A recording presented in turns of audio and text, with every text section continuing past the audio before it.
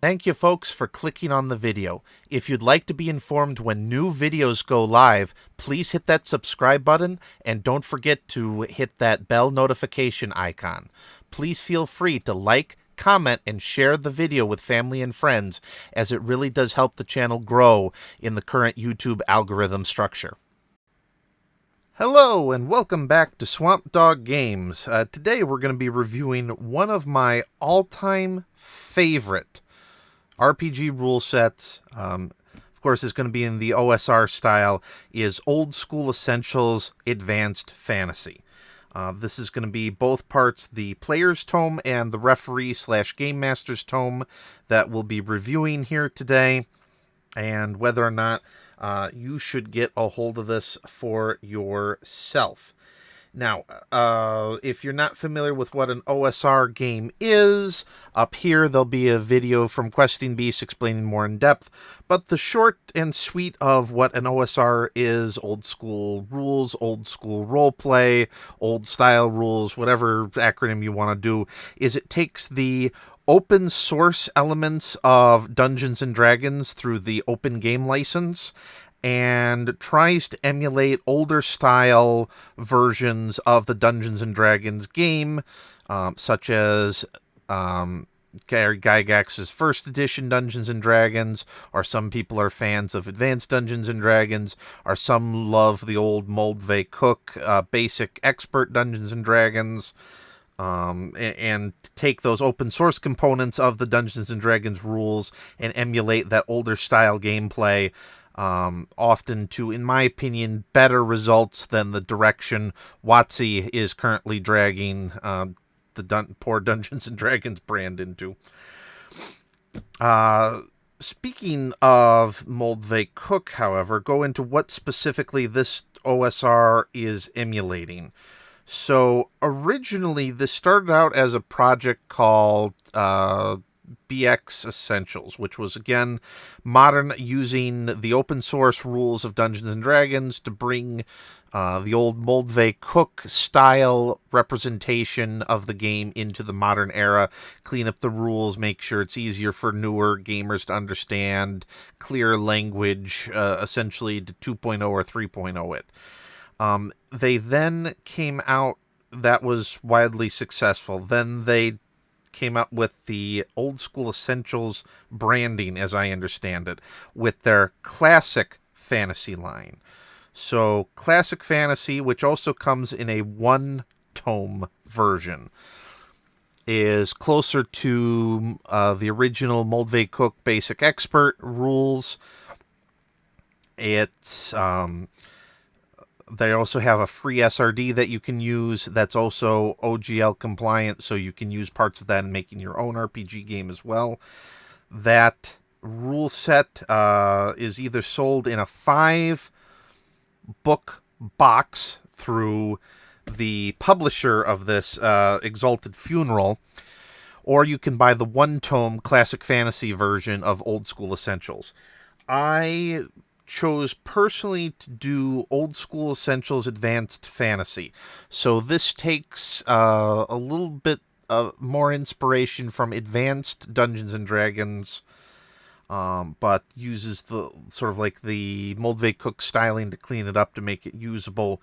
All of those books are available from Necrotic Gnome, who is the designer house, and then Exalted Funeral is the publisher.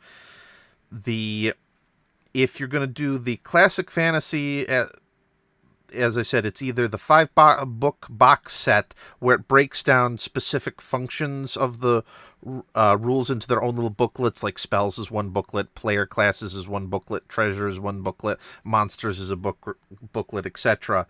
So you have multiple booklets, or one tome each.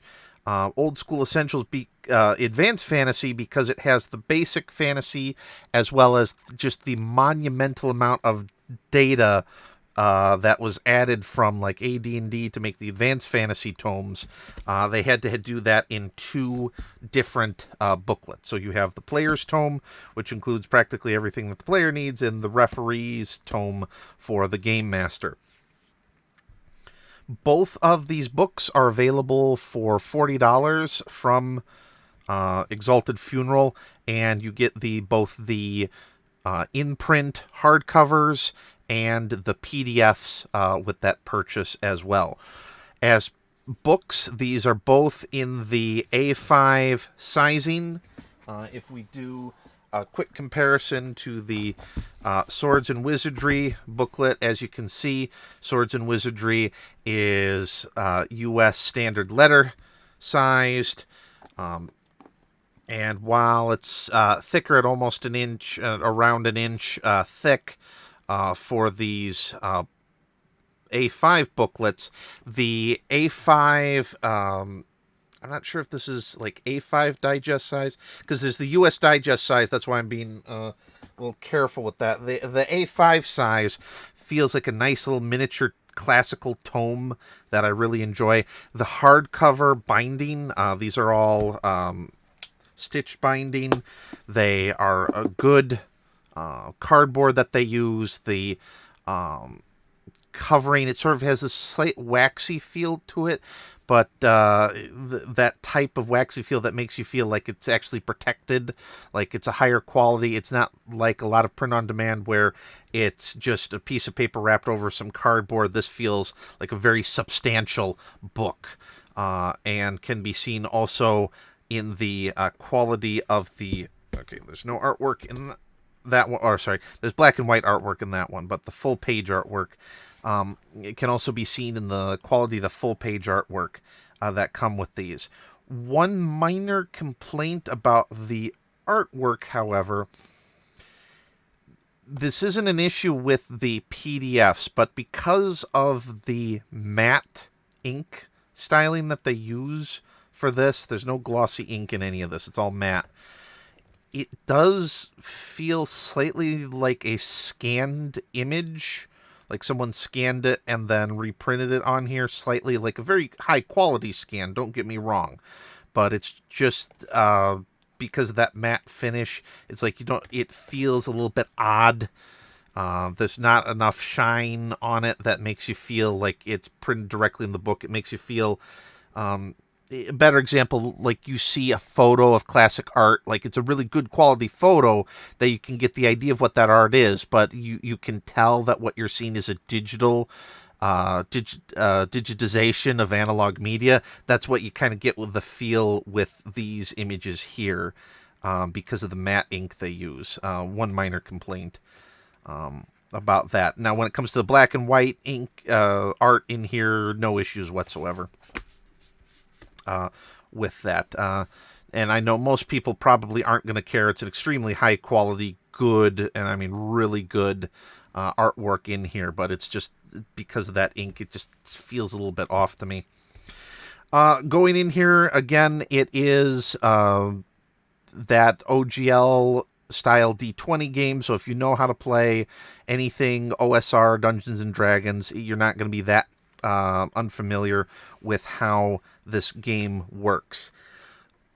This isn't necessarily a game I would recommend for those who've never played any sort of RPG before, because it is very condensed in the material that it provides. So if you are a new player, you've never played any sort of RPG, but you have a really good game master who can help walk you through how all this works, I think you could have a really good experience. But if you're like after school role play club, all the kids and the game master have never played an RPG before, and the first thing he does is grab this, and it doesn't provide a lot of examples, and because of some of the terse language that it uses, because of how condensed it is to pack as much detail as it can in the small space, it might be disadvantageous for new players to pick this up. Later I'll be going over another RPG that I think is best for like brand new RPG players, but if you have any sort of experience in role-playing games, I do highly recommend this book. Going through here again, it tells you what it is, how compatibility works. Again, the old school essentials is 100% compatible with the old Moldvay Cook Basic Expert.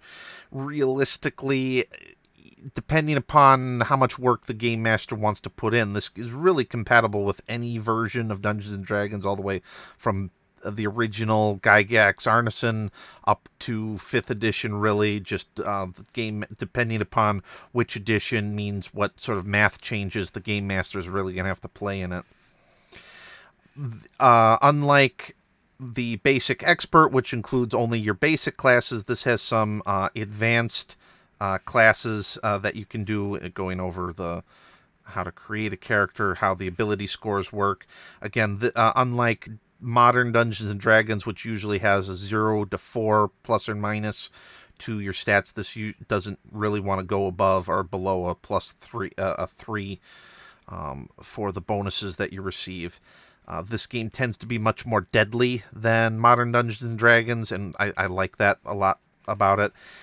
Unlike Dungeons and Dragons, though, it's got a few more advanced classes. So rather than trying to have your rogue, for instance, doing all of the high wire acts and burglary stuff, they then separate it out into multiple different classes.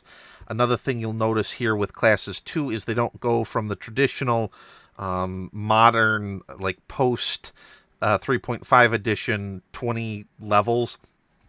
In this one, instead, each level has its own maximum that you can get, such as the Druger, which can go to level 10, versus the Cleric, which can go to 14. As you can see, the XP bonuses are different, or XP requirements are different to get to that. That's all in an attempt to sort of level out the maximum power potential of the classes better, because oftentimes you get an example of like a level 20 wizard with all the spells he has access to with Wish, realistically is a heck of a lot more powerful than a level 20 fighter, and so this is an attempt to try to balance that out. It does use THAC0 as the primary measure. I'm sure anyone who watched my previous videos have heard my statement. I'm not a fan of THAC0 yet, though I need to do some research on that. I am a fan of the Ascending Armor class system. I think it's easier to explain to new players. It's easier to imagine in your head when you're doing your adventure design. If I'd grown up with THAC0, I'd probably be just as complacent with that as I am with Ascending Armor class.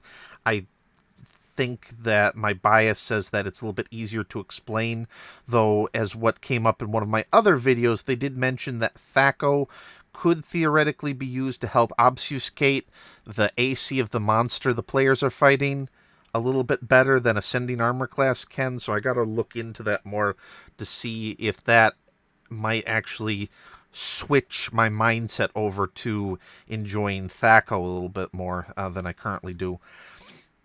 Unlike modern Dungeons and Dragons, which uses your primary attributes as your saves, your strength, your charisma, your intelligence, this usually assumes death saves, wand saves, poison saves, breath saves, and spell saves. These are going to be, and pretty much everything gets lumped into death save if it's not, can be obviously put into one of these categories. So instead of, let's say, under modern RPGs, where the dragon breathes fire on you and you roll a reflex save, or which is derived from your dex, for instance, in like 3.5 was, or I believe in 5th edition, you just roll straight up a dex save. This, you would instead roll under the breath category and try to exceed this value in order to save yourself from being killed by a breath weapon, for instance.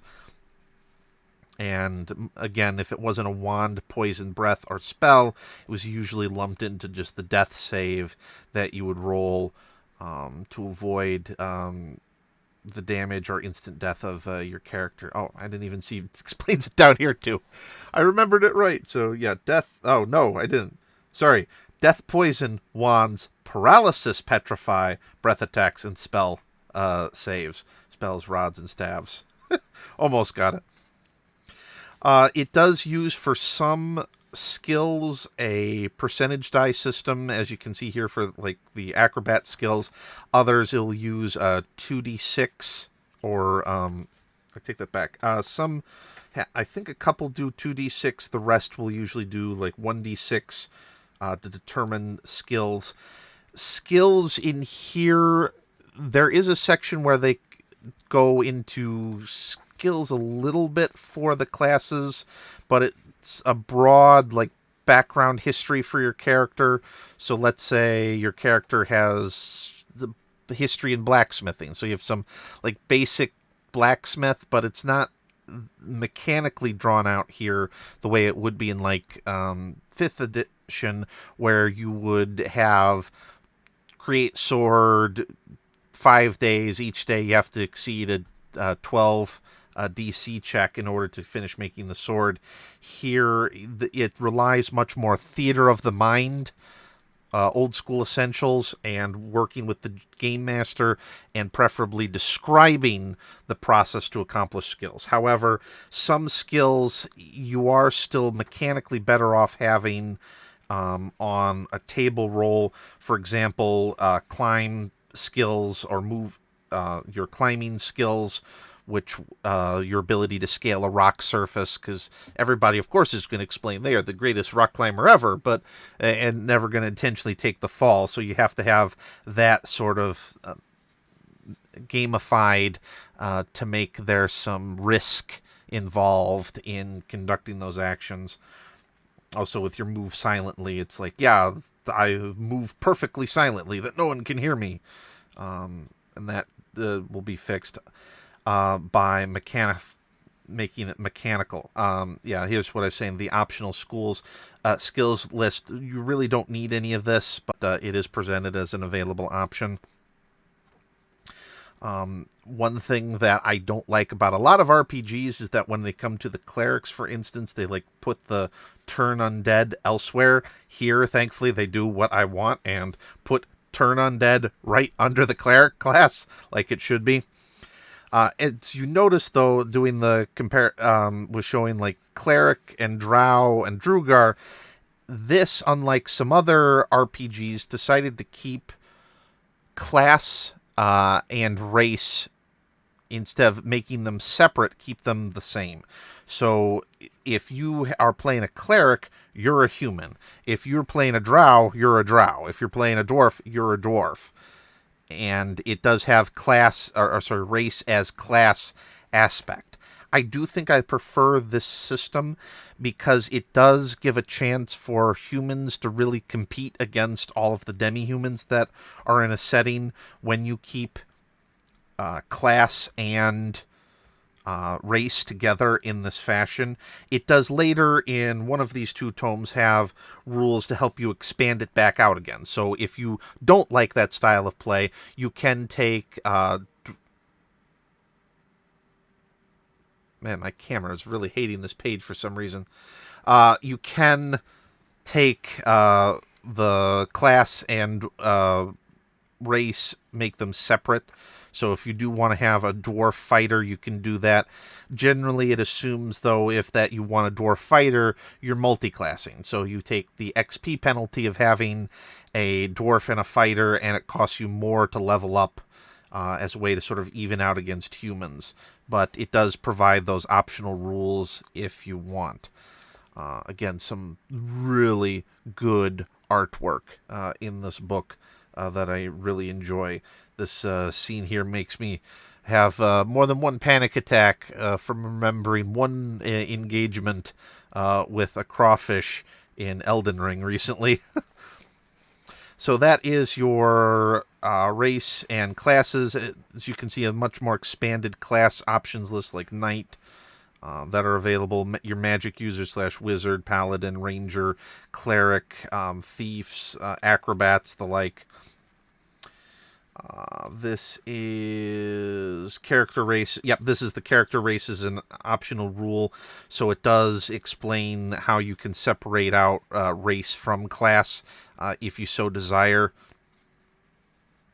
How you level up your character. In this game, instead of the primary focus being on monster combat, it does have you level up through the gold is XP rule system.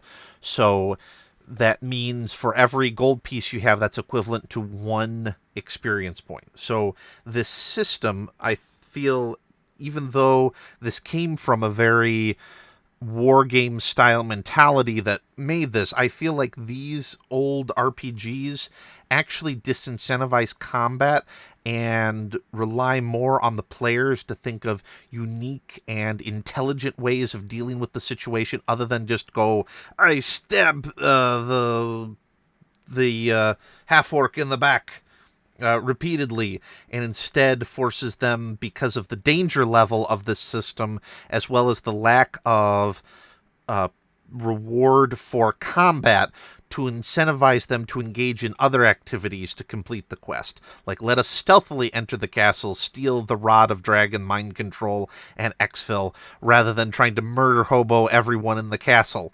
including the poor guy who's forced to clean the toilets there. With this system. One unique aspect, though, that this game takes compared to others that use the gold XP as experience version, is when it comes to the equipment section, however. Here we go. As an example of your equipment, since gold equals XP, and so you want XP to level up your character, get access to cooler feats so that you can defeat bigger and badder monsters, so you can get more treasure to get more XP. Unlike most other RPG systems out there, this system does not use traditional weight like bulk, like Pathfinder now does. I believe D&D does the same thing, or pounds or kilograms to weigh everything. Instead, this keeps it kind of similar to the pounds and kilograms, but it gives the weight of everything in gold pieces. So everything that you see here, for example, the battle axe, its cost is 7 gold pieces, its weight is 50 coins, meaning this weighs as much as 50 coins. So that's either 50 XP or 1 battle axe that you're carrying into battle.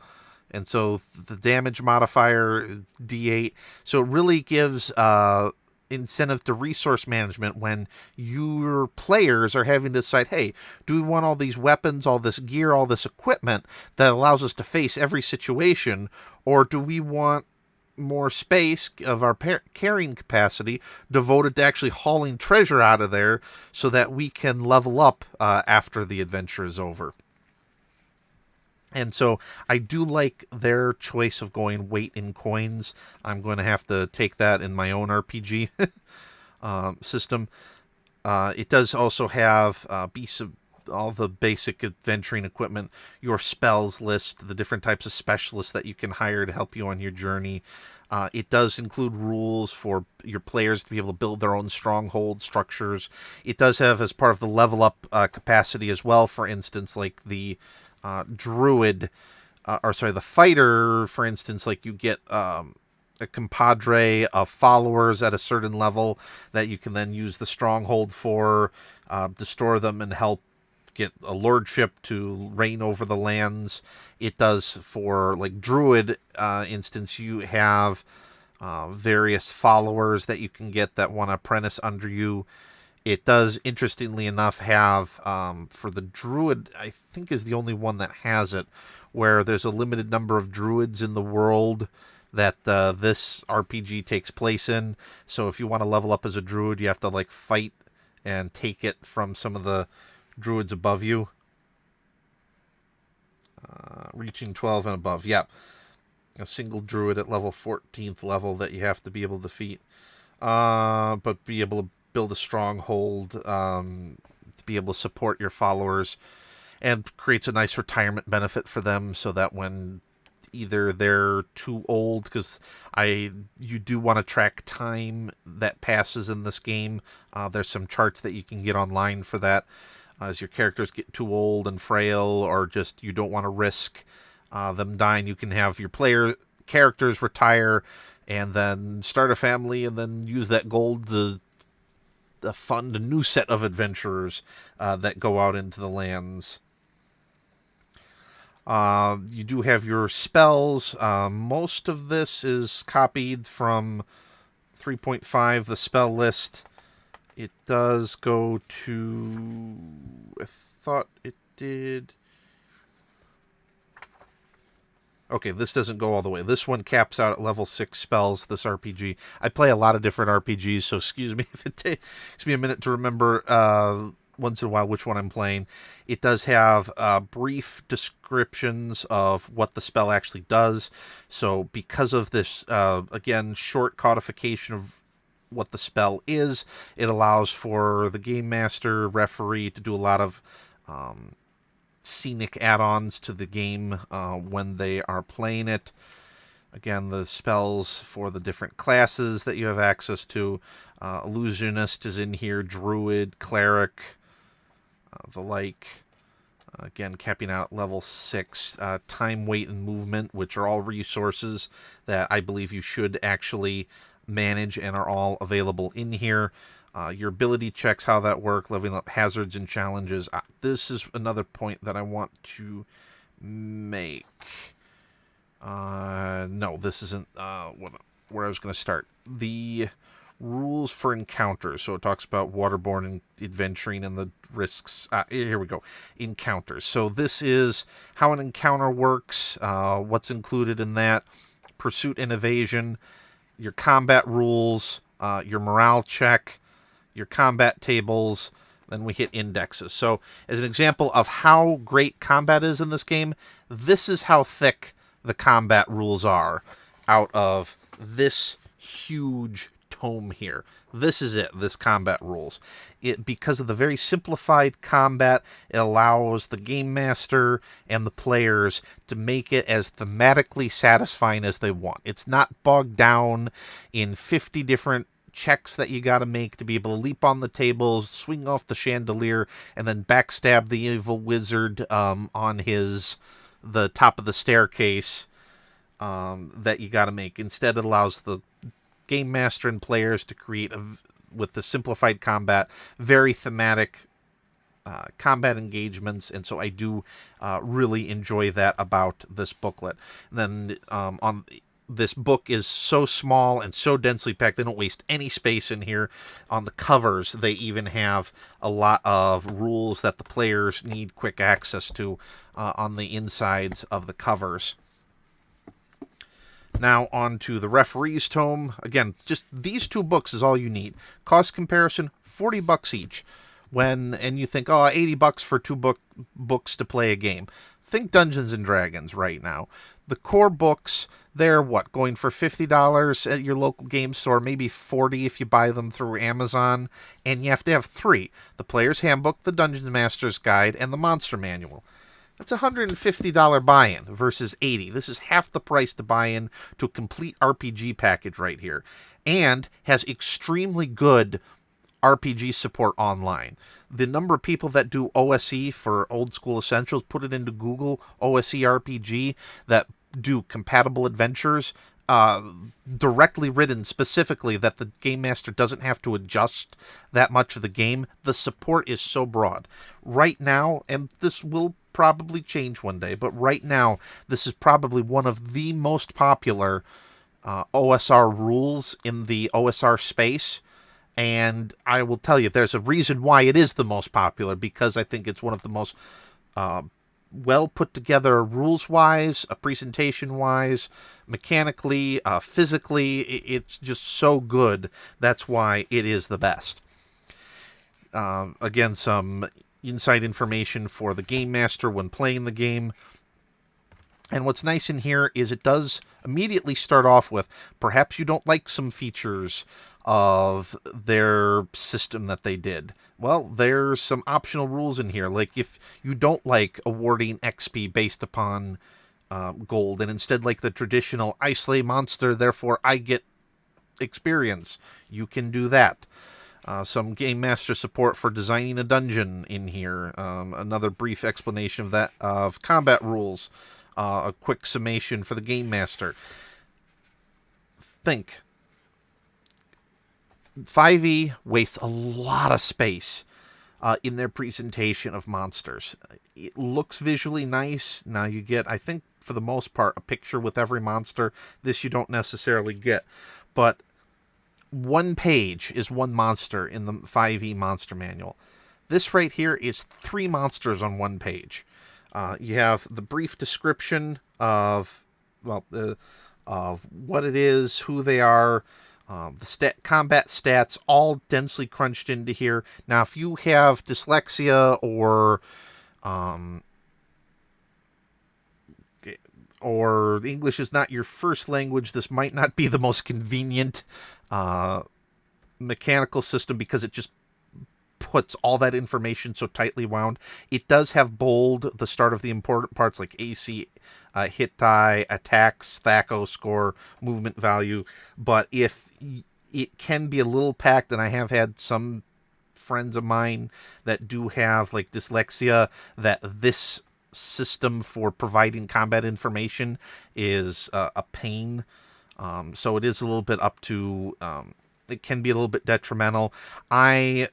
Though it is compact, I admittedly too, even though I will copy this out of the PDF when I'm creating an adventure and like vertically stack these, so AC in one line, HD on one line, or hit dice on one line, it's attacks on one line, THAC on one line, so that it's not as crunched, so I don't accidentally look at the wrong value by mistake, particularly since they do include, again, THAC and Ascending Armor class together, that can create accidents, in my opinion, when doing these, looking at these quickly.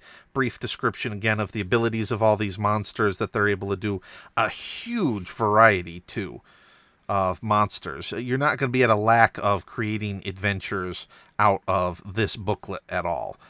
Just the amount of variation from elementals to zombies to vampires to dragons, homunculi, hydras, killer bees, beavers. In the other book, you also have the beasts of burden that include combat stats for your mummies, your worms, your robber fly. Sorry, I thought that said rubber fly for a second. I was like, what? Your rock baboons. And some good artwork. Again, not all creatures have artwork, but I would argue like the most important ones do. Like the ones that not necessarily have direct allegories in actual real world fantasy fiction, like Titan. We can all have a rough idea what that is. A Tarask, you're not necessarily going to know what that is, so they include some artwork on that, so that you can visualize better what that will look like.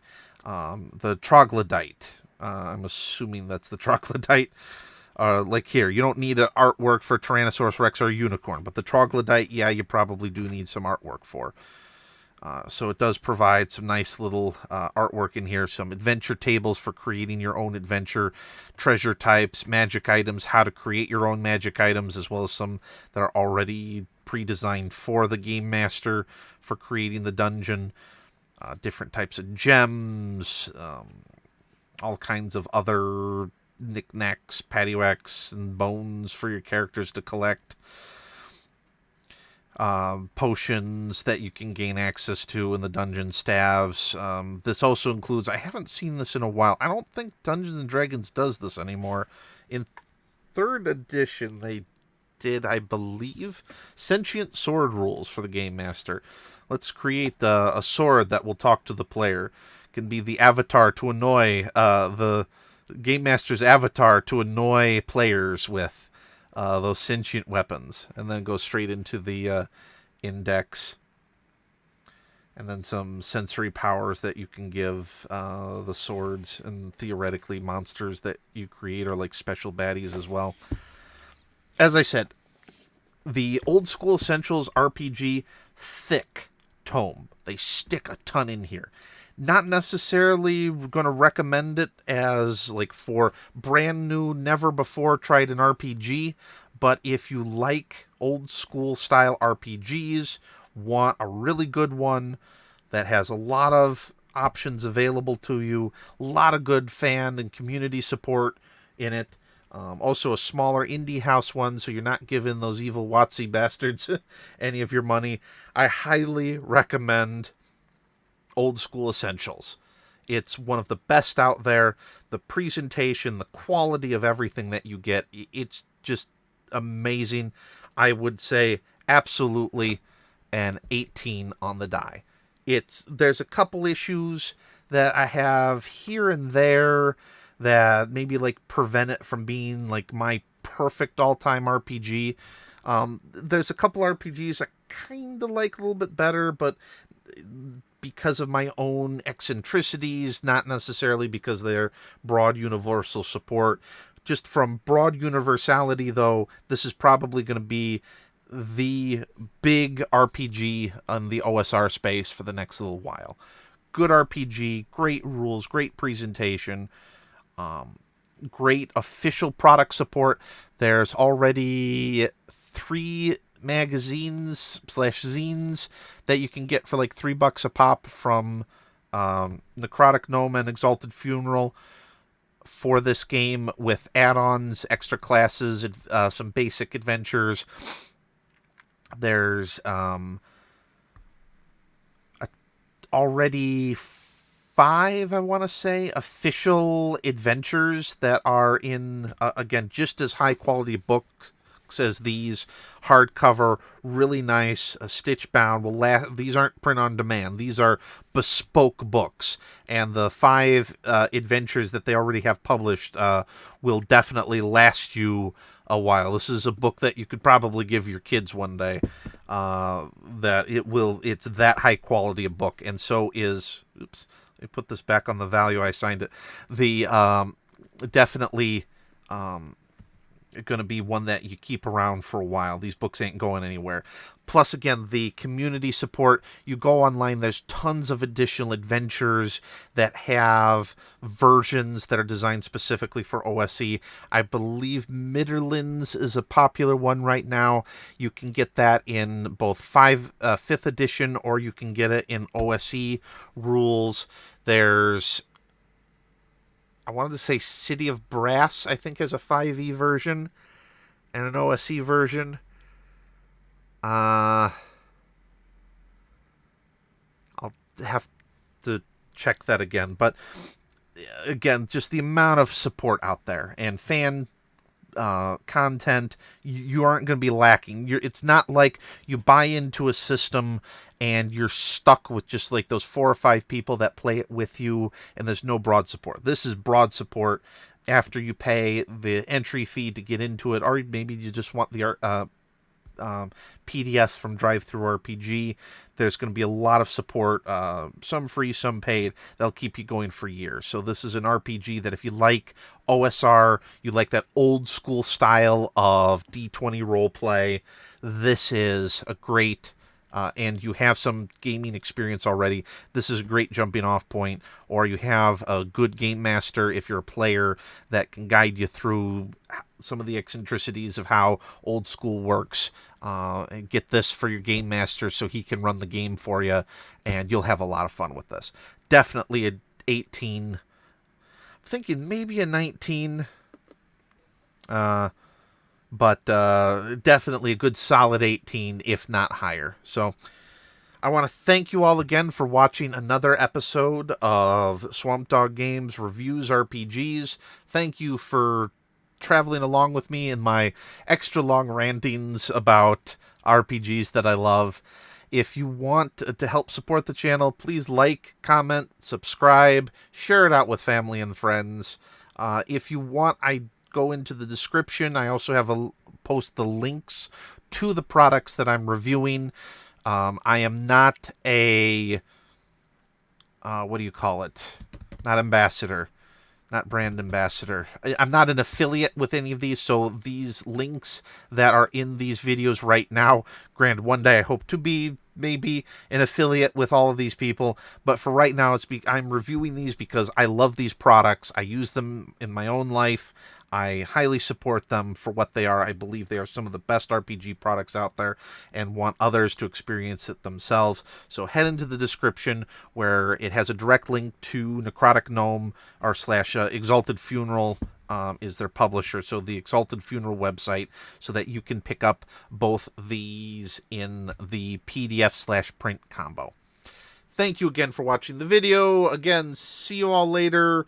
One day I'll come up with a cool catchphrase to end these videos on. If not, have a good New Year's, or by the time this comes out, hope you all had a good New Year's, and I will see you in the next video. Peace.